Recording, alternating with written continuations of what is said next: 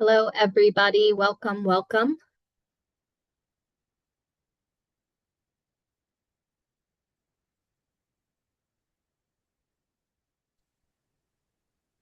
We're probably going to start in just about a minute or two. We're expecting a decent amount on the call today, so hang tight. I lost you, Rebecca. Where did you go? Oh, yeah, I turned my There you video. go. Just making sure it wasn't something broken. You're welcome to disappear for a minute. I just No, wondered no what was glitches happening. today. Yeah, if anyone can't see or hear us at any point, we can use the chat feature. There is an incredible amount of wind here today by me, so if I lose power, just send a note and I'll know to not stop talking. We shall soldier on.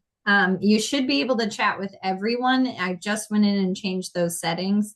If you don't see that, feel free to email one of us and we will get that sorted for you. So we'll get started in a minute, but that's a good thing to point out is the chat feature on the bottom. We've all been using Zoom, Google, Teams for many years now, especially since COVID. But the chat feature, you have to use the drop-down option to connect with just hosts and panelists. So at this point, it would just be me and Shayna you'd be sending a message to, or everyone. And then I don't think you can direct message people. But welcome. So we're nearly at our expected number, so we can get started. And I see, Danielle, you have a question in the chat, and we can certainly address that for sure. So I think, Shayna, I'm gonna jump right in if that's all right. Yeah. All right. We appreciate everyone spending another lunch hour with us. We hope that this time works for everyone. We try to keep it consistent on Thursdays at noon.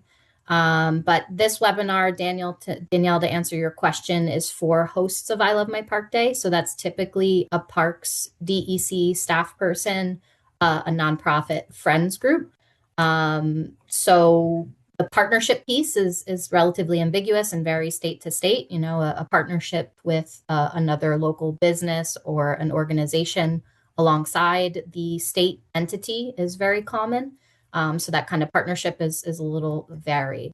But we can talk about that a little bit more if that doesn't fully answer your question, because yes, typically it's an agency staff person or a friends group that's leading this event. But we're entering our 15th year this year, and so it's changing. It's changing a lot. So Danielle, your question is perfect because I think we've seen these partnerships evolve over the years and friends groups and agency staff kind of branching out to see who else they can engage as part of this event. So we're super excited to have you here, whether you're celebrating your 14th year, your 15th year, or your first I Love My Park Day. A lot of you on this call have probably hosted many of these, and maybe you're wondering why you're being invited back to these planning webinars year after year. This is the greatest place to get all of the updates immediately. We try to send you as much information as we can via email. Sometimes that email or that e-blast ends up being long, so you'll get updates here. And then the planning tips. We just like to drive these things home because we're constantly getting asked questions about, you know, our event preparation and the resources. So this is just a great place to start. As I said earlier, we've all been attending online virtual meetings for many years now. This housekeeping shouldn't be new, but we do have ways to interact with us that aren't unmuting and talking. Use the Q&A feature. The Q&A feature can be found using that More button at the bottom of the screen, and you'll see Q&A at the bottom. There's also the chat feature that I see some folks have already been using. Feel free to stick a lot of questions in there. Periodically, we'll refer to the chat or the Q&A if you have a question. Again, we'll stop at a few places and just take these direct questions. We have a lot to give you in a very short period of time. If you have to jump, that's okay. We're recording it, so we'll send that out in a follow-up email. So keep an eye out for that if you miss something. And then if you're here just for nuts and bolts, kind of the registration process, swag items, et cetera, you can stay on for a portion and then feel free to jump. Today, we are going to touch on just some general background that we like to remind folks of. How PTNY's mission is very much aligned with this event and how it has been for the last 15 years, and kind of how that evolved. We'll share some highlights for 2025. We love to give shout outs to the new sites and some of the cool success stories that have come out of this.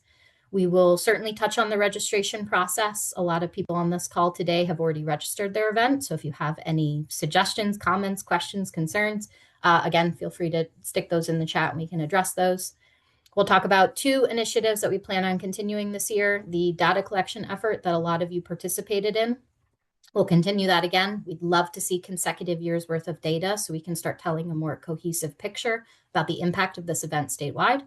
And then we are joined by the lovely Annabelle Gregg, who's with DEC, and she'll speak to the 25 million trees by 2033 initiative that some of you have participated in last year, and hopefully you'll participate in again this year.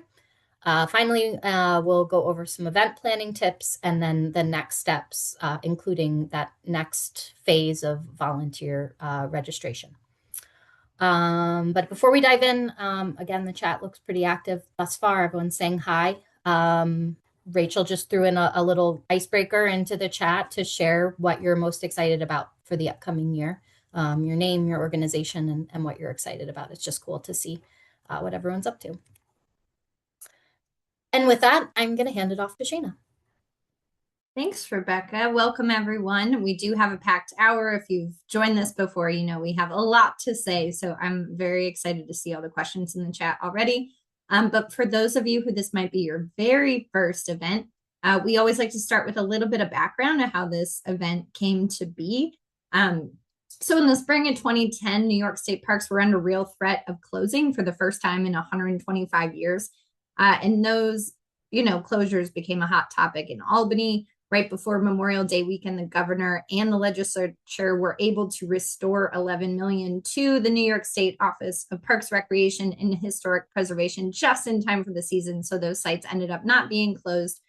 We were able to jump in there. PTNY's grassroots campaign with our previous executive director, Robin Dropkin, was really instrumental in making that happen. And then I Love My Park Day was really born out of that response to the threat of closure. So the very next year, 2012, we hosted the very first I Love My Park Day to bring visibility to the entire state park system, really care for these lands that we all use and love, which, such a positive response and magnificent turnout for that first year event that we decided to continue this annually. From the very first year, we partnered with New York State Parks, but we have since welcomed DEC and many municipal parks and local parks across the state. So, and your role in all of this is really significant. So now the 88 million visitors that enjoy our state park system alone, not even counting DEC sites or Muni Park sites, really depend on us to continue bringing folks to the sites year after year and foster those meaningful outdoor experience for folks alongside just giving folks the great feeling of giving back to these sites that they care about. So I can say with certainty that I Love My Park Day holds a special place in our heart.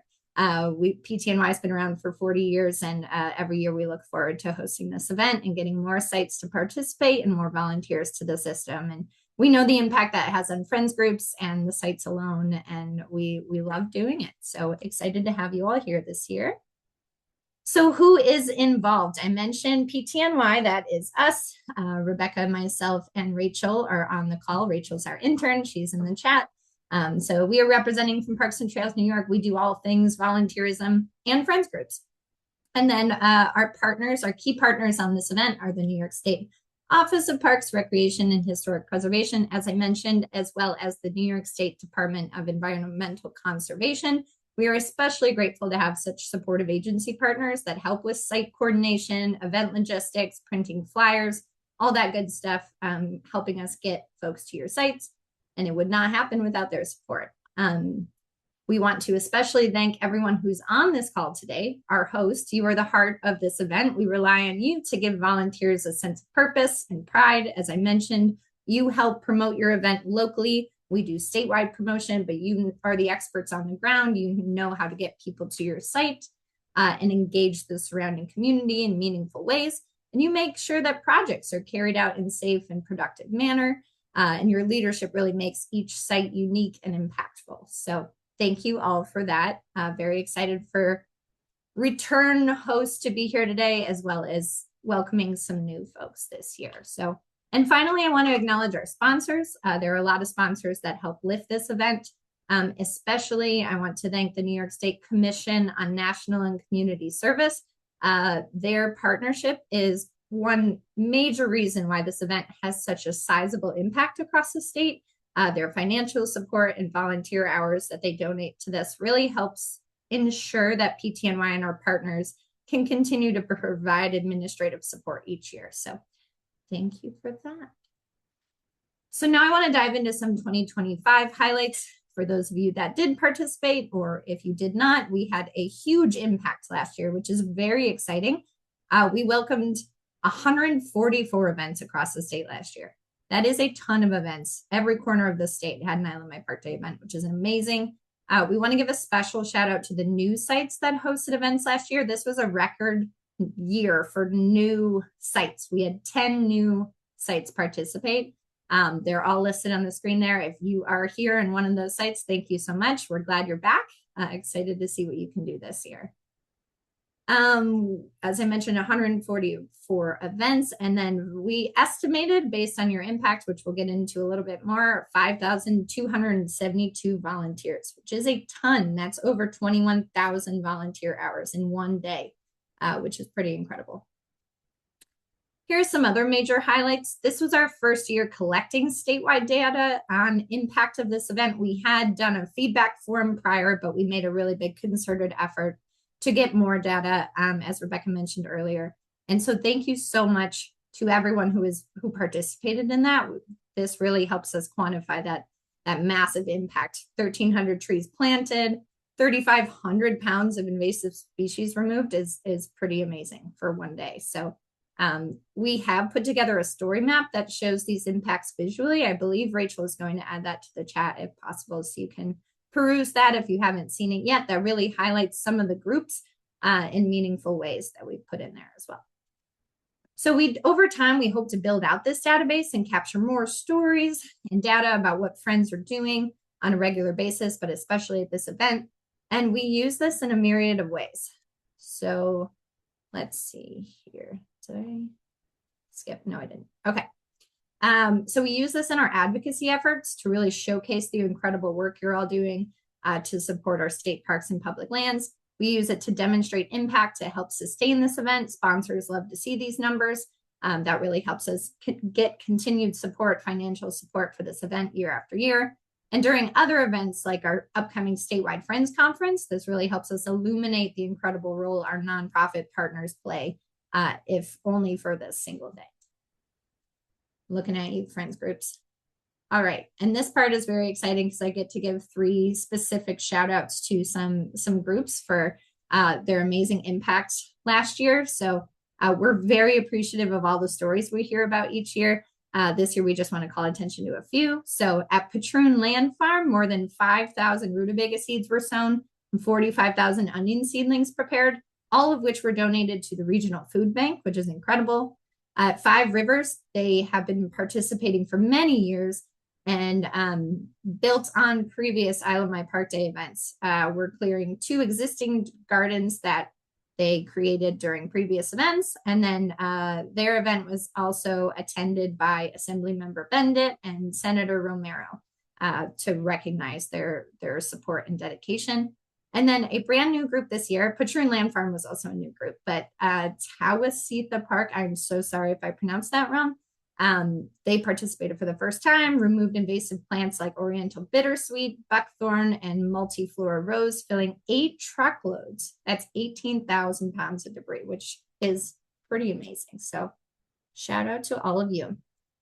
And now I got to say all that fun stuff. I'm going to turn it over to Rebecca to give you some more lowdown about what's new in 2026, what you can expect for this year in particular. All right. Thanks, Shayna. Okay, so some of you I've been in contact with, Rachel's been in contact with about t-shirts. This won't be news to everybody. This year we have decided to go with complimentary reusable tote bags and I Love My Park Day stickers in lieu of t-shirts. We did not make this decision lightly. Trust me, this was a lot of internal debriefs and conversations. We know how much the site and staff appreciate the t-shirts, how much the volunteers appreciate it as like that tangible thank you. But due to some logistics challenges, which we've shared with you, budgetary considerations for sure, and then the environmental considerations being first and foremost. We think that the stickers and the tote bags are an awesome alternative. You can see the sticker on the screen, the tote bag on the screen. We think they're great. As is the case every year, we do not have an unlimited supply of stickers or tote bags. So we're going to try our best to accommodate each site. That's why that capacity question becomes important on the registration form, and volunteer registration. So getting your numbers up, demonstrating demand, and we're going to try to get you what we can. Obviously, if we get closer to the ship date and we haven't exhausted our entire supply, we'll send more items to more sites. That said, get your site registered first, because that is a very objective way that we can say, okay, the site registered within the first week of registration, let's funnel more stickers to their site. It's just one way we can kind of go about the ordering of priority. So register your site if you haven't yet. The pocket tee, I saw somebody said they love the pocket tee. That is new this year.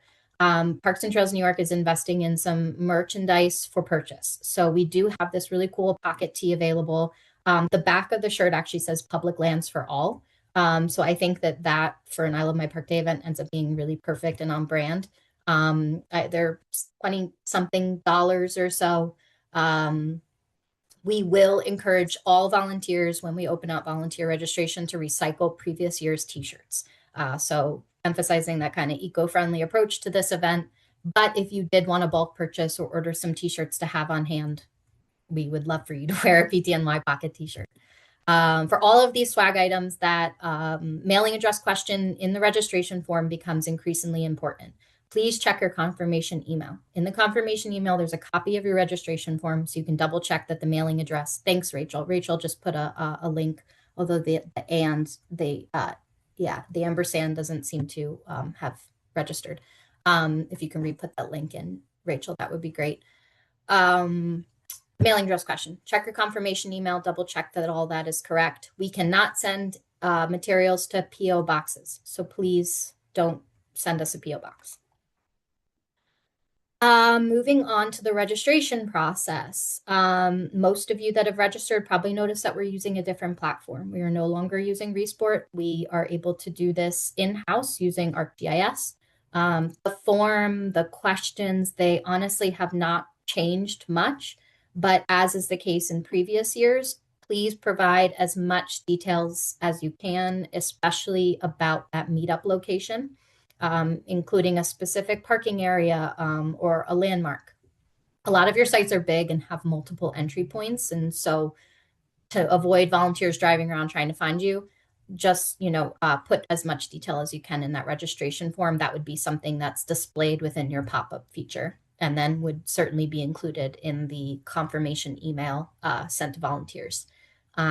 We'll get into the resources in a little bit, but we do have directional signage templates that you can use too, so that you can post them up throughout your site to get people to where they need to be. Some features. So some features that were available in previous years and that will still be available to you are the option to send us an alternative registration link. We know that some of you handle your registration in-house through your website, through a WooFoo form. You can send us an email to volunteer@ptny.org and say, please swap out my link. If Reinstein's on this call, we have your request in. Just send us the link. We're happy to swap it. You will still have access to volunteer information, but the system might function and look differently. Most of you are used to an Excel spreadsheet download. It will no longer trigger an Excel spreadsheet download. So it'll function a little differently, but when we open up volunteer registration, when we have those links available, we'll give you some more kind of FAQs or how-tos. The link to promote your event, to allow people to register directly for your event, you will have access to that as well. I just want to make note, just so it's very clear, we're currently short-staffed. So we're not necessarily behind and when we would be able to provide some of these things to you, but we still think it's about 2 or 3 weeks out before we can provide you with volunteer registration information. So hang tight. We will be in touch as soon as we have it. That said, thanks, Rachel. She updated the chat. We we think that the new registration system is pretty straightforward, but you might not. So if you're experiencing problems, maybe you have already, just send us an email. Screenshot is a really great way to go about it. Rachel's been doing a lot of those fielding of inquiries. She's new as of the fall, so still becoming oriented. So putting a picture or description of whatever it is that is happening will help Rachel field the inquiry and help you. And then the optional questions. So at the end of the registration form, you will have access to at least 5 optional questions. I hope that many of you have taken advantage of those optional questions because they're going to help inform the future of our work. So if you haven't and you opted not to fill them out, that is okay, because in your event box that you will receive, you will get several pieces of literature, and one of them will be a flyer that you've likely seen before that has a few actionable steps. One of those actionable steps is to submit this optional information. So you will still have an opportunity to submit them if you haven't. Finally, before I hand it back off to Shayna, the process for approving and reviewing editing registration is very much the same. You have a copy of your registration information. You can send us edits and changes and updates, and we will do that on the back end. Once it's been approved and reviewed, it'll be displayed on this nice interactive map that we have. And then again, once we're able to open up volunteer registration, those pop-up features will be interactive, and folks will be able to volunteer to participate in your event directly. And I think we're going to pause for questions in just a moment. So I'm going to pass it back to Shayna. I know there's already a few questions. Yes, I know. I'm I'm very excited to see some rolling in. I promise we will get to your questions. We have different segments throughout the presentation where we will stop and answer your questions. But I do want to, Rebecca did a great job talking through registration. I just want to highlight one new section of registration that you likely saw if you've already registered your event. But we asked some targeted questions about accessibility at your site and for your event specifically. Making Island Bay Park Day events as accessible and inclusive is really important to us and our partners, and we'd love to help you in these efforts by providing you with access to an inclusive events training that is linked in registration form. I will say that PTNY is not an expert. We are working with experts. And we are also undergoing a year-long accessibility education program hosted by Rochester Accessible Adventures. A handful of our staff have been engaged with that program, and we are learning how to make our own events more accessible, more inclusive, and we want to help you do the same. We have resources available to support you. We have contact information for potential if you need an interpreter or you want some inclusive equipment. I believe we do have some of those resources we can help connect you with. Again, we know we're not expecting you to jump in and have a 100% inclusive and accessible event this year. The goal is to do a little bit at a time, try to, just get folks thinking about how your event could even be 1%, 2% more inclusive, more welcoming to folks that might not feel or know that they could come to your site, to your event. And that is our goal for this year. So if you have any questions, I appreciate everyone watching that training in the session, in the registration form. And if you do have any questions, we are available to help walk you through it. For those of you that did identify that you would like some more guidance from PTNY, that is on our radar. I promise we will circle back with you and see what we can help you with for this year. So just that is one piece that is new this year if you've been participating in the past. And then there are 2 efforts, as Rebecca alluded to earlier, that we are continuing this year and very exciting to continue this year. So again, we'd love you to help us collect data about your event. And then we will hear from Annabelle right after I speak about the 25 Million Trees Initiative, or as I like to call it, help this cute little boy plant 25 million trees before he turns 12, which is insane. So that's 2033. This is my son, by the way. He is 4 right now. So yes. So again, this year, we'd love your help to collect data about your event. We're continuing statewide data collection efforts. This helps us paint a full picture. I talked a little bit about this earlier. But really tracking the work volunteers do from planting trees to cleaning trails shows a real measurable difference. We know that you have a huge impact on your one site. And when we hear what's going on in your full region and beyond that region to the entire state, just the numbers are astounding and the stories are incredible. And so to put that all into one picture of what everyone can do in one day when we're working together is a really sellable story, and it really helps to see what we are capable of. Um, I mentioned a little bit about this earlier, but helping to demonstrate impact, increase visibility. I want to tell you how this will work. If you're new to this effort, we will send you a sheet via mail. We will also put it in your box for the day of. You'll get, when your shipment of totes, you'll also get a form that you can physically fill out during the day that has the exact questions you will need. If you want those in advance, we can also send that to you. And then there will be a post event. If you prefer to do it online, you can do it that way. We're really trying to give you a myriad of ways to be able to collect some data and make it as easy as possible for you all. All righty. So maybe we pause for questions before I turn it over to Annabelle, because I'm seeing a ton roll in here. So why don't we pause? And then Annabelle, I think I promoted you to panelist. Are you able to Yeah. talk? Hey, can you Okay, guys hear me? we can. Here, maybe I I can make you can't a turn my. co-host and then you can turn your video on. Hold Okay. No on. worries if not. Perfect. All right, Rebecca, are we seeing any questions in the chat that we want to address at this moment? Yeah, Danielle had a few. I'm gonna go up in the or Shana, if you want to peek through the chat. I'm just in the Yeah. Q&A. Danielle, I do see that the site that you're associated with has been registered. The park manager, I believe Owen, um, Craig Owens, sorry, my apology, has registered. So the answer to your question of should friends also register an event, the answer is no. It's typically coordinated between the park or the site, DC or state parks, and the friends group. So decide who submits the registration form. Um, Everybody has access to an additional contact option within the registration form. So that should be a signal to you. If your park manager, your site manager adds you as the additional contact, you will get a confirmation email too. So Danielle, you should actually see a confirmation email within your inbox that is a copy of Craig's information for your site. So one registration per site, please. And Danielle also asked how to get volunteers to show up if you don't already have a volunteer base. I think that's a great question and something we'll touch on a little later. And I think the answer is you have to promote your event to your locality.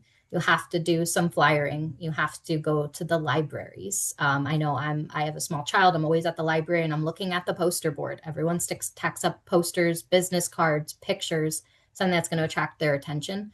You can work with local businesses and make sure there's a postcard or something up in front and center near the register. You can post an event on Facebook. So we'll definitely get into that more, Danielle, but I think you have to get creative and post often. Post more than you think that you should. But we're still pretty far out, and I don't know that people are necessarily blocking out their weekends yet. So, but we'll get into that, Danielle. I think it's a great question of how to get more volunteers. On that And note, too, Rebecca, just real quick, is that we don't expect you to do it all by yourself. I think, PTNY, OPRHP, and DEC have a very wide audience, and we will be doing collaboration posts on social media. We get a press release out through the governor's office, usually, which reaches hundreds of thousands of people. So we are constantly doing statewide promotion. We're going to send you a flyer. Rebecca mentioned we'll talk a little bit more about this later, but you're not alone in just trying to get folks to your site. I promise we're working diligently too. When we post that map out and your pin is on it, folks can see that and scroll in and see which is closer to them and or where they want to travel to. So you're not alone, Danielle. We got you. Anything else before we turn it over to I'm just Annabelle? looking at everybody introducing themselves. It's so nice to see so many new people attending. And I think, a few people have asked for the registration link. We're not being cagey by any means, but we want to make sure that everyone that's hosting an I Love My Park Day event has permission to do so. So that follow-up link will be included in the materials. I'm sure everyone on this call, this has been a curated list. This is a VIP audience, but we do just want to make sure. So we haven't, our intern has not stuck the link in the chat just yet, but maybe Shayna, if you feel cool with that. Yeah, I But would that was say go for it, and we can follow up with you directly if it's not a good fit. I will say if you're planning to host an event, if you're hoping to host an event on a New York State park, historic site, or DEC land specifically, you'll need permission from that site manager. Likely that site is already considering a project. DEC does things by regions. The regions decide which sites can host events. And so it really depends. If you are a municipal park, I see you, Christopher, in New York City, you are able to host an event. You just need permission from whoever that land is managed and owned by. Our waivers won't necessarily cover. Our volunteer service agreements are only for DEC and OPRHP sites, and we don't necessarily have direct permits for you on that site. So before you host an event and register it, you'll want to make sure you have correct permission. That is absolutely right, Rebecca. Yeah, and I won't belabor it, but we have invited a lot of municipal parks, friends groups, and people who are functioning in municipal parks, county parks, etc. This is the space to be. You're very welcome here, but we just want to make sure Yes. you have the appropriate permissions. But you can host an event. You do have access to all these resources, including we finally give Annabelle some airtime this fantastic initiative. So just get in touch with us if there's still any question about that piece of it. With that, I should really introduce our guest. Annabelle Gregg is with the Department of Environmental Conservation, and we're super excited to have her here. She is the Excelsior Fellow in the Division of Lands and Forests at DEC. And our partnership last year allowed us to procure, I think it was last year was 1,300 bare root seedlings, which is awesome. I think this year, Annabelle, if I'm not mistaken, we have access to 2,000. And so let's get our numbers up. Let's help the EC achieve this fantastic goal. And with that, thank you for joining us, Annabelle. So excited to be here. Thanks to Rebecca and Shayna, awesome MCs. And yeah, excited to talk a little bit about the initiative. As Rebecca mentioned, I have the pleasure of working at the Division of Lands and Forests for DEC. And this is our favorite time of year because we get to see some tree planting happen and it's Arbor Day and la la. Anyway, so we can go to the next slide. I thought I'd just start with a little background on what exactly the initiative is. And as you heard, we have to plant 25 million trees before Shayna's son turns 12, which is 2033. That is I've never heard it said like that. It's so disorienting. But yeah, so that's either a lot of time or a little time, depending on how you look at it. But for us, it was trying to get kickstarted on New York State's very ambitious climate goals. As you've probably heard, we're trying to become carbon neutral by 2050. And every tree planted counts towards like the carbon sequestration power of New York's trees and forests. So a big part of this initiative is just getting it's very cross-sectoral, so trying to get every New Yorker from the landowner that plants a single tree in their backyard to the organizations reforesting hundreds of acres throughout the state to the awesome stewards that want to plant trees in their beloved parks to contribute to this big ambitious statewide target. And that starts with all of you. So on the next slide, on top of the carbon sequestration kind of necessity that I mentioned, if you're still uncertain on if you want to incorporate tree planting in your I Love My Park Day event, I already see that some of you have, which is really awesome. Super excited about that. Here are some more reasons to convince you. I could go on for many slides about all of the awesome stuff that trees do, and I'm sure many people on this call already know. Sorry, I'm getting so many notifications all of a sudden. But yeah, as I mentioned, trees are super powerful on sucking up and sequestering carbon, and then they act as carbon banks. So that's really important for contributing to greenhouse gas mitigation. They improve our air and water quality, as many of you have probably seen. They can act as riparian buffers. They absorb stormwater runoff, so that's super helpful to prevent crazy erosion. They're clean green infrastructure, uh, either out in like parks, but also like in for those that are in municipalities, they provide really critical shade, and they even can lower ground temperatures if they're, you know, planted around where people live, like at that cross section of natural areas and lived in recreated areas. As I mentioned, they stabilize soil, they help fight erosion. I'm sure we're all New Yorkers. We've seen how important of a home they are for critical wildlife habitat. And sometimes that can attract the wrong wildlife too, which I'll mention in a second. But overall, like you can see the benefit of trees just by walking through the forest. You feel better. It's been proven that trees can help reduce stress and improve human health just being around them. There's a really cool study that I won't belabor the point with, but they put folks in a hospital in one room that's just looking at a brick wall, and folks in a different hospital room that's looking at trees outside. And literally, the people in this room healed better and faster just by having that to look at. So even just if you're not next to a tree, trees are extremely powerful. So yeah, hard to argue against that. So if you're convinced, if you weren't planning on planting trees, but you want to now, there are a few things to consider when you're planting for I Love My Park Day. If you're planning to do it on like DEC land or a state park, definitely check with your site manager just to make sure that what you're envisioning aligns with like an existing management plan. Usually there is some sort of existing plan they have for the land, and that could include tree planting or tree removal, or if you plant something here, it just doesn't fit. So just chat with a professional, chat with whoever is the site manager of that area. And I mean, when you do, this will probably come up, but there's a few things to consider about the trees themselves and where you're planting them. We always say right tree, right place. Make sure that you are planting the species that is appropriate for that ecoregion. You don't want to plant a tree that really likes dry next to a wetland or something like that. They won't survive. So consider where you're planting and also what happens in that area. So I mentioned earlier, like there's some wildlife that aren't necessarily great for tree planting. If there's heavy deer presence where you are, you're at least going to want to consider like, what am I going to do to protect these trees that I plant so that they're not munched on? And or we're talking about parks, like if kids are playing soccer in like a field, you probably wouldn't want to plant trees there. They wouldn't do very well. And then you're probably ruining a game, but at least putting them outside. So just considering the species that you want to plant, the existing management plans that might happen there, and the existing like activities that happen in that area, those will all go into making sure that the trees you plant survive. So just stuff to consider.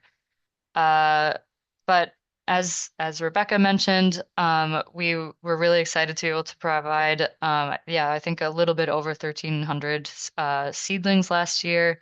That was courtesy of our DEC tree nursery up in Saratoga. That's our nursery manager, Dave, but I think that photo is from like 30 years ago. I just think it's funny to funny to put there. His hair is a little grayer now.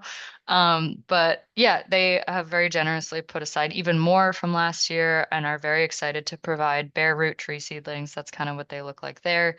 Those are tubelings, but imagine there's not like that little amount of soil there. So they're small, they're whips, but they are great for, they're pretty easy to plant. They survive if you plant them right. And they are free to you if you want to do the planting. So if you are interested, Shayna, Rebecca, I can put the link in the chat if you want, but I know it's also in the registration. Okay, I'll do that too. You'll see that there are some species on this request link. Those are some of them that Dave has set aside for us very kindly. Um, like I kind of mentioned before, like make sure that those species would do well where you're planning to plant them.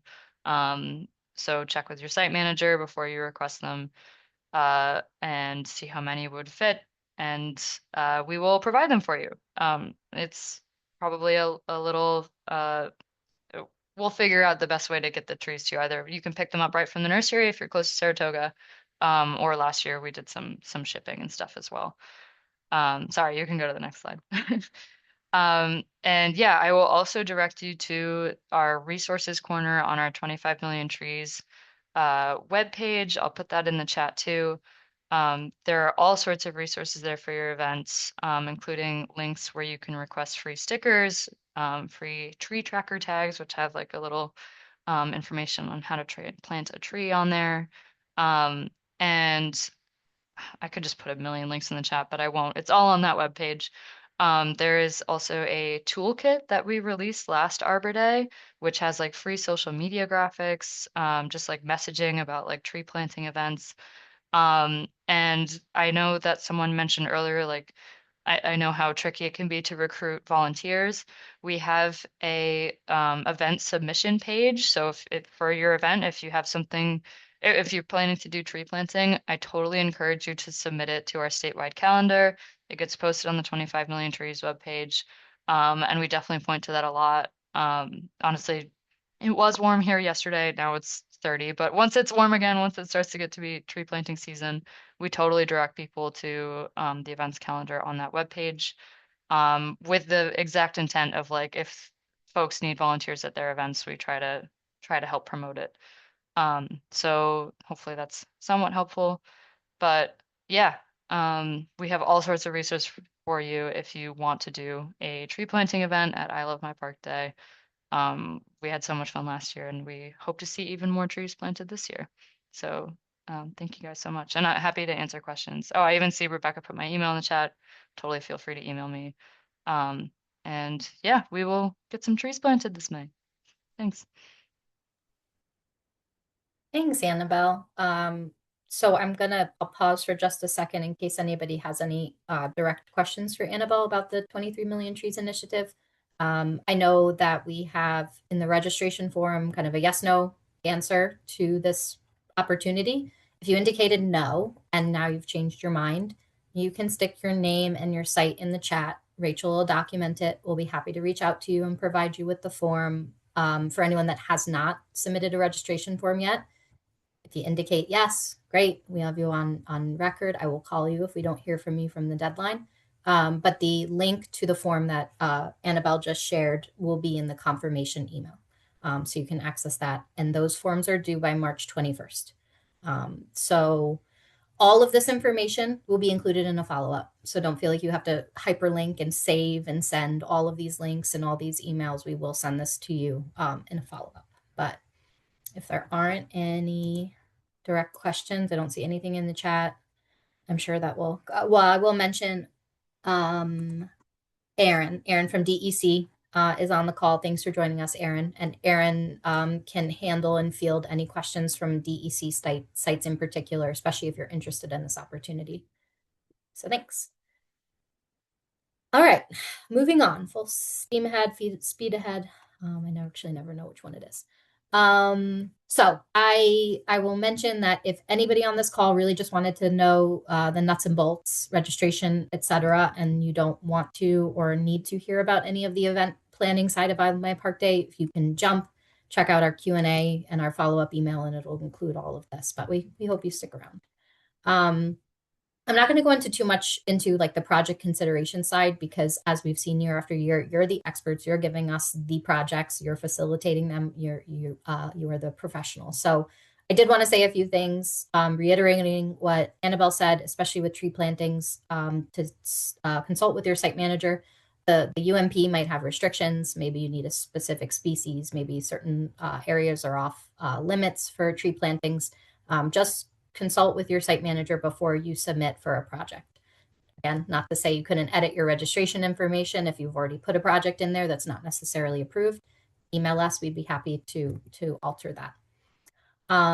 For the accessibility component, Shayna spoke about our role with Rochester Accessible Adventures and some of the features that we have available, some of the resources we have available if you're considering any sort of accessibility considerations. But we do encourage all sites to consider people of all ages and abilities. Litter removal, trail maintenance, raking, and planting can all be adapted so that everybody, regardless of age or ability, can participate and contribute. Our volunteers, we know, want to get put to work. While you have these eager hands, you might want to consider maybe small construction projects. Maybe your project starts on I Love My Park Day and continues the following week. You have people there that you can at least notify about that. If you think you won't be able to finish it in one day, that is okay. I'm going to move on to some of the resources, but certainly we have examples of projects. If you're new and you haven't hosted an event, get in touch with us. We can share what other sites have done in the past. We're happy to give you some examples. All right, so for the resources available, I know some of you have already emailed about this. These resources, most of them are available in our Google Drive folder. If you don't have access to Google Drive, please email me. I will give you permissions or I will send you the resources in another way. But sometimes these get overlooked, and I really wanted to highlight them because I think they're especially helpful, especially if you're short-staffed.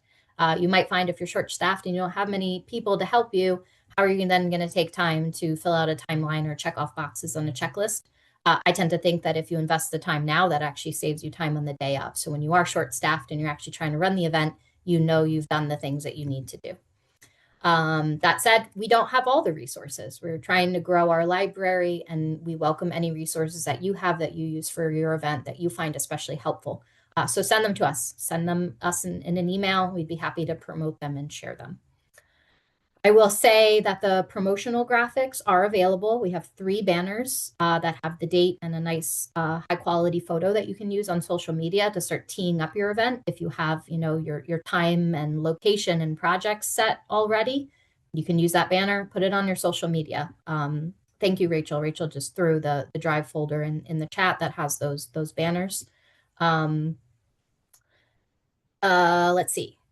I'll jump into the organizer manual. So our organizer manual is a little outdated. It predates Shayna and I think it's in the process of being updated and brought to life. That said, for anyone that is new on the Friends group, new to Parks or DEC, new to your board, I think this manual is a great high-level overview of how this event came to be, the ins and outs, and all the considerations in between.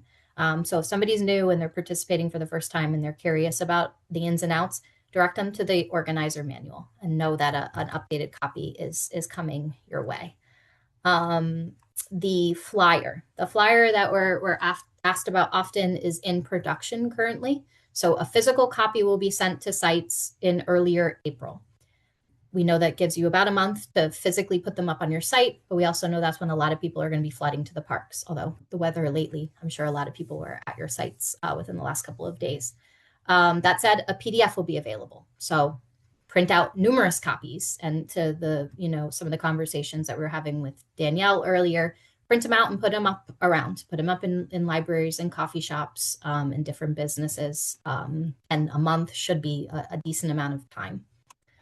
The other thing you can use is our add event feature. And I think Rachel will throw in that thank you into the chat. We have this feature where folks can actually add the May 2nd date to their calendar. And it functions in Outlook and Apple Calendar and Google Calendar and various calendar features. Just another guaranteed way for people to at least plug that date on their calendar and know that they will go somewhere on May 2nd. The directional signage I mentioned earlier is going to be especially important, and the templates that we have are great because one of the main comments that we get from volunteers in the feedback form after these events is that they had a hard time finding the group. And maybe it's because they showed up late and the group already had out on their projects. We'll never know. But having the meetup location description be very specific and putting up directional signage using our template is going to be key to get people where they need to go. And then last, but certainly not least, this checklist that we have available. The checklist already has some pre-populated checklist items, so you don't have to sit and pre-generate all the things that you need to be thinking about on the day of. We have the bulk of them in there. You can add to it and customize based on your site, but that checklist is so important because it gives you a snapshot into the pre, mid, and post-event considerations, and you can already start thinking about them and checking off the things that you've already done, like registering your event. All right, so the run of show document. The run of show document is a table format. It's more of a fill-in. Some of the information is pre-generated, but we use this document or a version of it a lot at PTNY. We just recently hosted Park and Public Lands Advocacy Day. shout out that for everyone that was able to join us. Our team is constantly pre-planning for some of these major events, and we often get told, oh, it looked seamless, effortless. You guys are such pros. And I like to give us the credit that we know what we're doing, but we're also doing all of this pre-planning to make it seem seamless and effortless. So all of this pre-planning, make sure everything is organized and running smoothly. And so that run of show document is really valuable for many reasons, but you have to make sure that someone's obviously using it and following it. That seamless execution is certainly a huge part of this. It also ensures that more than one person knows what's happening on the day of or prior to, and you've already assigned roles and you've already thought about the different considerations for the day of. And if somebody gets sick or they can't come, somebody else can fill in. In the same vein, this document is going to keep everybody aligned. There's a clear timeline and a set of responsibilities. All the stakeholders involved, if there's, the event staff, if you have somebody speaking, if you have vendors attending, they're all going to be on the same page, and it's going to minimize some miscommunication on the day of. I know personally from experience, when you're trying to actually run an event and do all of the nuts and bolts, and you have to kind of do a side quest to meet with the vendor to pick up sandwiches, even that can derail an entire event for, however long. So making sure somebody is tasked with doing these respective responsibilities ahead of time is going to reduce the last minute seeming chaos. This document is great because we're often trying to multitask on the day of the event, having attended numerous I Love My Park Day events. If somebody's taking photographs and someone's handing out t-shirts and someone's checking in volunteers and another person is fielding questions, there's a lot of moving pieces on the day of. And to your best ability, using this run of show timeline would at least recognize that there's all these things to do. And if you're short staffed and 2 people are doing 8 things, at least you have some sense of that division of labor. The time management piece is huge. We're often always on a schedule. All of our events are usually broken down by this nice, neat agenda, and you're trying to follow it minute by minute. Doesn't usually happen, but with this document, I think to the degree possible, you can stay on track and get through a morning program if you have visions of an elected official speaking along with a sponsor, or maybe you want to highlight a local scout or troop that's doing some sort of project at your site. You've built in time for that, and then you're not rushing to then get everybody to the various projects. So we labored this too much. I just find the document very useful. This run of show document, like what we use it for, is going to make sure that the audience thinks that your site or knows that your site is very organized and has thought some of these things through. And if they're a first timer, they're likely to return. They're going to give positive feedback. And that's what we like to see. We want to turn all of these people into obviously park goers and folks that are using these sites more routinely, but hopefully they'll join your friends group. Maybe they'll donate, but you never know. So it starts with a good experience. All right, some of the other templates that we have available, I'll breeze through these just because we're really short on time. These letters, we've taken time to craft these template letters for sponsors, elected officials, and for the press and the media. We're not sure if a lot of people are taking advantage of these. We ask this question in the follow-up feedback form, so please let us know if you're using them and what the response has been, if any. But we think this is a really good way to kind of justify why you're looking for in-kind services. These businesses are local to your state park, and you very much have that symbiotic relationship between park goers, site goers, people who are visiting these forest lands, and then going to grab food or coffee. So solicit them, ask for coffee, ask for donuts. I really think you'd find that a lot of them are going to be amenable. Same with elected officials. We met with a lot of elected officials, nearly 90 elected officials just a few weeks ago. So this invite would go over really well. You saw at Five Rivers, they got both their assembly member and their senator to attend their event. That's huge. That's visibility. That makes our job a lot easier the next year when we come knocking on their door, asking them to support capital funding for OPRHP, for DEC, and for a Park and Trail Partnership grant. They already have your face in mind. You brought them to your site. You might have given them a tour. So within that letter, it's really great because we've used a lot of the asks and we've kind of recycled some of that language and we're tying it right back to your park or site. So use it. You can find your elected official on the state and assembly websites, type in the zip code, that's associated with your site, and it'll give you who represents that district. Invite them and see what happens. Hopefully, like Five Rivers, they'll attend.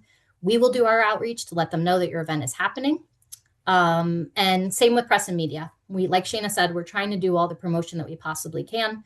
But these press and media advisories are critical, especially at the locality. You probably have a local paper that you have a better contact at than we do. So using that press release, using that media advisory is going to get some attention, and hopefully you can get your event covered. I've seen it happen. There's great photos from it, and it's typically free. So why not take the free visibility? And last but certainly not least, the visibility of the logo and the brand. I Love My Park Day is now 15 years old. Use that logo. Use it everywhere. Go for it. The PNG is available in our folder, and we encourage you to put it on anything you have. We see two great examples here from Bear Mountain and from Niagara Falls of use of the logo, and we're thrilled. So continue to use it. And if you have any questions, especially anything that occurs in this top 10 tips of how to go about it, we will talk to you. I'm already over in time, so I won't go into these too much, but we hope you'll join us in April. We'll have another planning webinar where we'll talk a lot more about the promotional side of things, but shout out to ConnectQuat for some of the great promotion they've been doing on Long Island. Thanks for joining us today. I'm going to hand it back to Shayna for wrapping up. Thank you, Rebecca. There's a lot of good information there, but I feel like we got to talking and now we're a little bit short. So we want to make sure we have time for questions. This photo from ConnectBot right here is from Wildlife Day, and they have an amazing before picture and an after photo of their projects. This makes a huge difference for you to be able to see, look at all this work we've done and show your site and show your local community. So this is the importance of photos right here. That's one piece that's in these top 10 tips that we didn't get to hit is make sure you take some photos, some action shots. We've incorporated all the photos from last year. Every single photo in this presentation was taken from one of your sites last year. And it's just amazing the amount of work that you've done. And we would not be able to fully see it with a statewide event without having those photos. So that is one big tip. Before, I'm just going to do some next steps. But maybe before that, we can answer a few questions real quick. Let's see if there are any in the chat. There was a great question about the accessibility side from the volunteer perspective, Shayna. Dave from Hamlin Beach. Hi, Dave. Will the volunteer registration ask volunteers if they have a specific accessibility need? If so, will this be communicated to the host site so they can prepare? Yes, we are working closely with Rochester Accessible Adventures to create a question that does just that for a registration form. That is gets you the information that you need. You will have all of the volunteers' information once they register for your site, and because we will be asking that question, you will have that information as well. Anything else? Danielle had a question about logos, Shayna. So I'm happy to. Yes, go for it. Yeah, so Danielle asked if the Friends Group logo should be on the flyers too. Having partner orgs at the event, can their logos be on the flyers as well? My answer is yes, that all the logos you can put on a flyer. I think it's a benefit. I think if you're trying to secure sponsors for an event and you can offer to put their logo on a flyer, go for it. That said, I do not own or manage any of these properties. I would say, ask the site manager if you at all are questioning whether or not you should put multiple logos on any given material. That's probably the best bet, or the municipality that's allowing you to host an event. But in my mind, yes, lots of logos, lots of visibility. It's great for community members to see who's involved and who you've been able to partner with. Yeah, I will say the flyers that State Parks is creating for all of our hosts will not have any partner logos, because we would just not be able to incorporate all of the partner logos on that, given there's going to be likely 150 sites. But anything you create, work with your site manager, see if if there's a logo for your park and the region. I know that a lot of folks that get sponsors add their sponsor logos to flyers that they put up. Annabelle Gregg also has the 25 million trees logo if you're going to be participating in that initiative this year. So yes, the more logos, the better. All right, with 1 minute left, here are some next steps, but we will have this in your follow-up email. If you need to jump, no worries at all. If you have any questions at all, please reach out to volunteer@ptny.org. Rebecca, myself, and Rachel all monitor that email address. We can get to all of your questions that we weren't able to get to today. And especially if you need some help thinking through projects, thinking through resources, or thinking through that accessibility piece, please reach out. Just a heads up, volunteer registration will open in early April, as Rebecca mentioned. That'll be that first week. That's when you'll get your flyer as well. That's when you can start reaching out to your local groups, although you can do that now. We recommend, if you know you're hosting an event, your point is already on the map, you can reach out to past volunteers and groups requiring community service hours and tell them to get involved and save the date, send them that add event link and get it going. We are not hosting an Adirondack and Catskills Park Day event or a Wildlife Day event this year, as we did the last 2 years. But we encourage folks to really keep that love our New York land spirit alive and promote leave no trace principles, promote ownership, shared ownership of caring for our public lands. These lands are for all of us, and it's all of us that need to take care of them. And then really consider partnerships. If you are one tiny group and you need help managing and recruiting volunteers, I'm going to full circle it back to the Commission on Volunteer and Service, who has, works with all of the AmeriCorps programs across the state, and they have experience managing volunteers. They want to be involved in this event. If you need some help, we can connect with local AmeriCorps groups and see if we can connect them to your organization or your site. Sometimes it's just a park staff manager trying to do all of the things at one time and you need a little bit of help. We can try to connect you with folks that might be able to help you lift this event. So consider partnerships, sponsorships, all of those good things. And then, you can start posting save the date announcements. It's time to get rolling on these things. Last reminders, please register your event by March 31st or by March 21st if you want to participate in the 25 Million Trees initiatives. We talked about permits for local sites. And then Rebecca mentioned that next webinar will be in early April as well. We will send that date in the follow-up email. So that was a blitz run through of I Love My Park Day this year. I hope you got some valuable information out of it. It was a pleasure to spend a lunch hour with you all. And please reach out with any additional questions. So thank you so much.